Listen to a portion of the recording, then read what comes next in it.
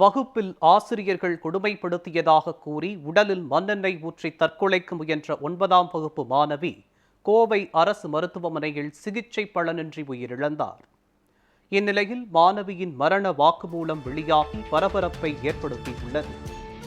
வால்பாறை ரெட்டக்கடை பகுதியில் உள்ள அரசு மேல்நிலைப் பள்ளியில் பயிலும் 9ஆம் வகுப்பு படிக்கும் சிறுமியை அதே பள்ளியில் பணியாற்றும் தமிழாசிரியர், ஆங்கில ஆசிரியர் மற்றும் அறிவியல் ஆசிரியர் கொடுமைப்படுத்தியதாக கூறப்படுகிறது. இதனால் மனம் உடைந்த அந்த மாணவி தனது வீட்டில் வைத்திருந்த மண்ணெண்ணெயை உடலில் ஊற்றி தற்கொலைக்கு முயற்சித்தார். தொடர்ந்து ஆபத்தான நிலையில் அச்சிறுமி கோவை அரசு மருத்துவமனையில் சிகிச்சை பெற்று வந்த சூழலில் சிகிச்சை பலனின்றி உயிரிழந்தார். அவரது உடல் கோவை அரசு மருத்துவமனையில் பிரேத பரிசோதனைக்காக வைக்கப்பட்டுள்ளது. இதனிடையே இறப்பதற்கு முன்பு மாணவி அளித்த மரண வாக்குமூலம் தொடர்பான வீடியோ வெளியாகி அதிர்ச்சியை ஏற்படுத்தியுள்ளது. ஒரு மாதிரியே ட்ரீட் பண்ணாங்க. அதுக்கப்புறம் ஒரு தடவை கிளாஸ்ல வச்சு என்னை இந்த இது இருக்குல்ல ஸ்லோ லேர்னர்ஸ், அவங்க கூட உட்கார வச்சு எழுத வச்சாங்க. ஆனா நான் ஸ்லோ லேர்னர்ஸ் இல்லை, நான் நல்லா படிக்கிற பொண்ணு. மேக்ஸ் சாரே சொன்னாரு நான் அப்படி இல்லை அப்படின்னு. ஆனா அப்படித்தான் அப்படின்னு சொன்னாங்க. என் லிஸ்ட்ல இருக்கு இந்த பொண்ணு அப்படின்னு சொன்னாங்க. அதுக்கப்புறம் தமிழ் மிஸ் நான் 2 days லீவ் போட்டேன்.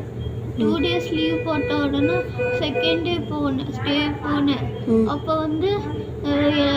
எல்லாரும் ஹோம்ஒர்க் எழுதிட்டீங்களான்னு கேட்டதுக்கு நான் எழுதலைன்னு சொன்னேன். அதுக்கு என்ன முட்டி போட சொல்லி நீயே அவனை ஏமாத்திக்கிறேன்னு சொல்லி எனக்கு கோவம் வருதுன்னு சொல்லி என் எக்ஸாம் பேடெல்லாம் தூக்கி வீசி என் கண்ணத்துலேயே அரைஞ்சாங்க. அதுக்கப்புறம் 4-5 தடவை அரைஞ்சாங்க. எல்லாருமே பார்த்தாங்க என்ன. அதுக்கப்புறம் சயின்ஸ் மிஸ் கொஞ்ச நாளுக்கு முன்னாடி நீ நல்லாவே படிக்கல, போன தடவையை விட இந்த தடவை மார்க் கம்மி, உங்கள் அம்மாட்ட சொல்லி வைக்கிறேன்னு சொன்னாங்க எனக்கு பேரண்ட்ஸ் மீட்டிங் அப்போ. அதனால தான் நான் சின்ன காயமாக நடக்கும்னு நினச்சி பண்ணேன். அம்மா ஸ்கூலுக்கு போகக்கூடாதுன்னு. அது எவ்வளோ பெருசாகும்னு எனக்கு தெரியல.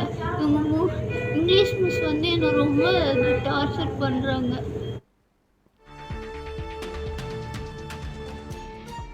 மேலும் சம்பந்தப்பட்ட ஆசிரியர்களை கைது செய்ய வேண்டும் என வலியுறுத்தி உறவினர்கள் உடலை வாங்க மறுத்தது குறிப்பிடத்தக்கது.